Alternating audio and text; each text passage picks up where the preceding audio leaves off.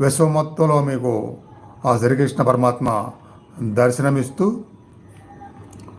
మీ సహస్రారంలోకి విశ్వశక్తిని పంపిస్తున్నాడు. అదే మీకు శరీరం మొత్తానికి, మనసుకి, జీవితానికి హీలింగ్గా పనిచేస్తుందని భావంతో అన్నిటినీ తీసేస్తుంది. నెగిటివ్ని ఆ భావం పెట్టుకొని వింటూ సహస్రారంలో మనసులో ఏం చేయండి.